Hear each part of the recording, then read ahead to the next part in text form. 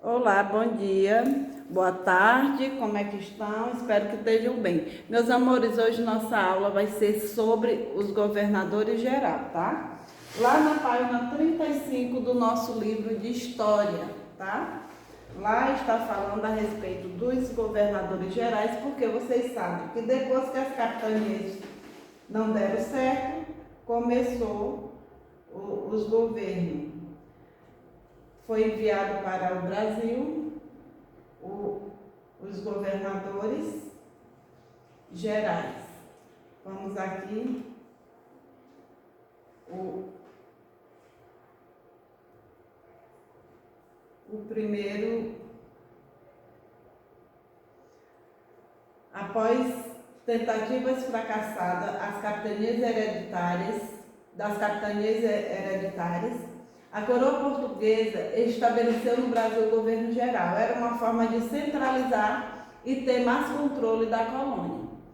Também existiam as câmaras municipais, que eram órgãos políticos compostos pelos homens bons. Estes eram os ricos proprietários que defendiam os rumos políticos das vilas e cidades. A capital do Brasil nesse período era Salvador. Vocês sabem que Salvador foi a primeira capital do Brasil. Quando Portugal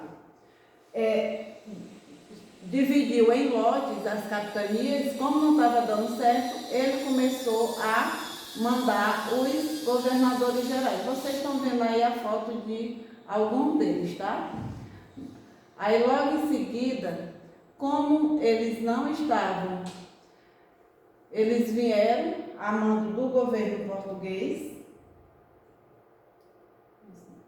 Salvaram-se apenas 2 capitanias. Como as capitanias, eles não tinham tanto dinheiro para investir, o que é que aconteceu?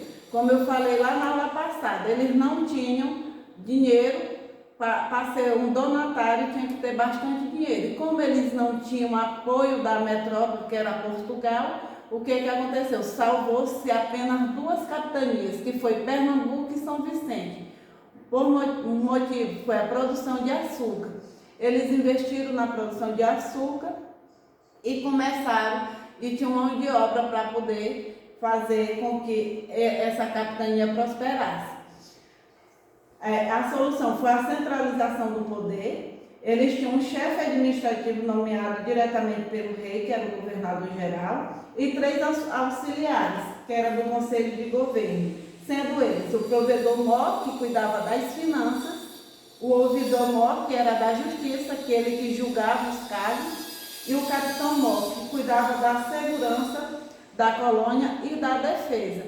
Então, para essas capitanias prosperar, eles tinham essas três pessoas para auxiliar nas finanças, justiça e na segurança, tá?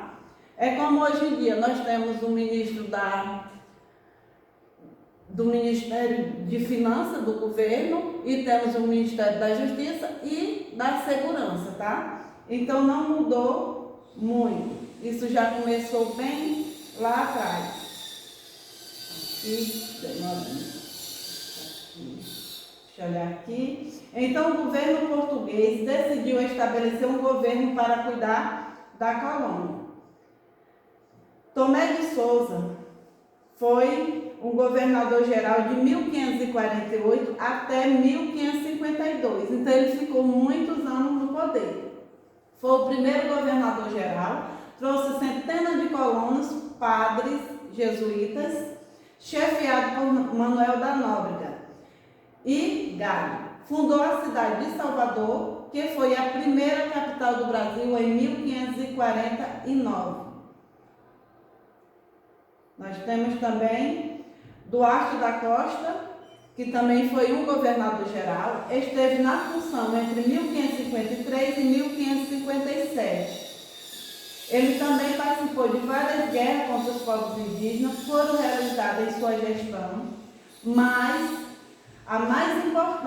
o mais importante evento foi a invasão francesa ao Rio de Janeiro, para formarem uma colônia francesa chamada de França Antártica, com o apoio dos índios Tupinambás e Tamoios, localizada no local norte paulista e sul carioca.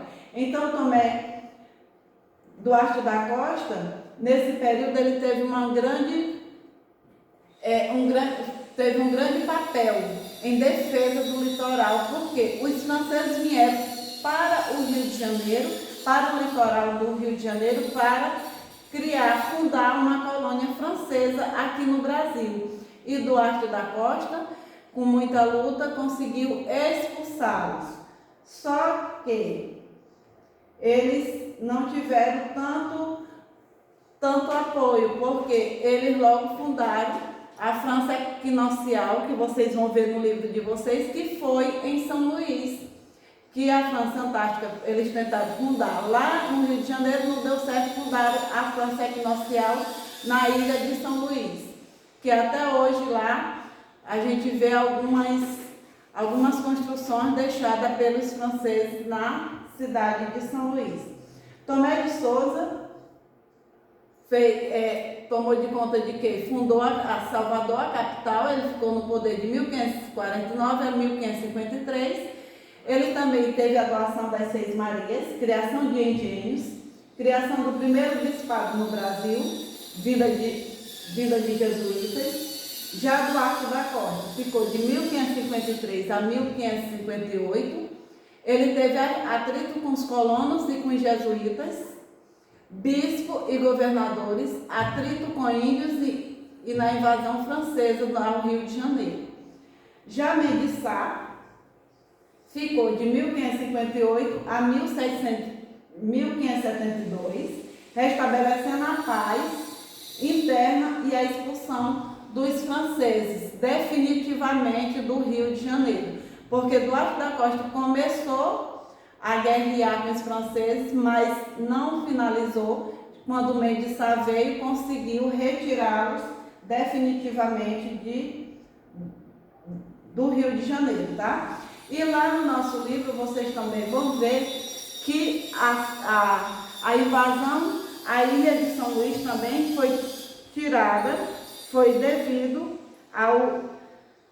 aos índios que estavam lá guerreando, que apoiaram alguns franceses, mas também foram retirados, tá? Mas na frente, nós iremos ver, lá em invasões francesas, nós iremos ver como foi essas invasões a cada estado, Rio de Janeiro e São Luís, tá?